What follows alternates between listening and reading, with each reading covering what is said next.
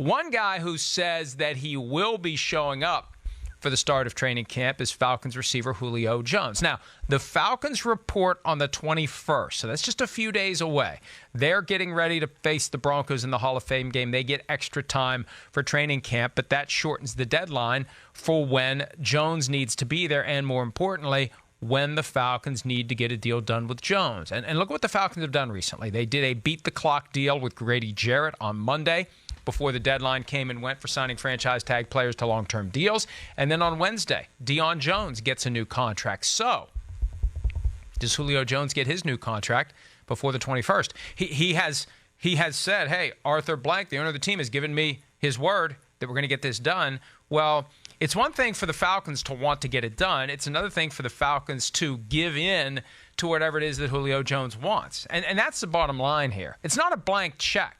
Hey, yeah, we'll gladly sign you to a new contract if you accept our terms. But we're not going to give in to what you want simply because you want that much money. We want to give you a new deal. You don't want to take the deal we want to give you. So let's keep an eye on this one. Last year, remember, it looked like Julio Jones was going to hold out. They moved some money around to placate him. But the thinking always was by this year he would get that next contract. And the challenge for the Falcons is very simple.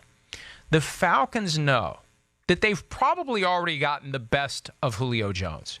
So how much do you pay a guy for what he's already done? That runs counter to everything we've heard about the NFL in the last 25 years. With the advent of the salary cap and free agency, the NFL became a what have you done for me lately league, or more accurately, what are you doing for me right now, and what can I expect you to do for me tomorrow? That's what teams pay for.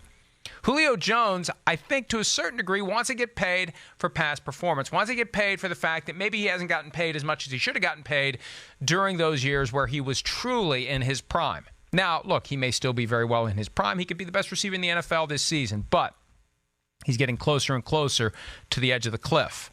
And the Falcons don't want to put themselves in position where they have paid a ton of money to a guy who isn't performing up to that dollar figure that Julio Jones apparently wants. So we'll see in the next few days whether or not they get that deal done. Hi, I'm Mike Tirico, and thanks for watching. Make sure to hit subscribe for the latest news and highlights from NBC Sports.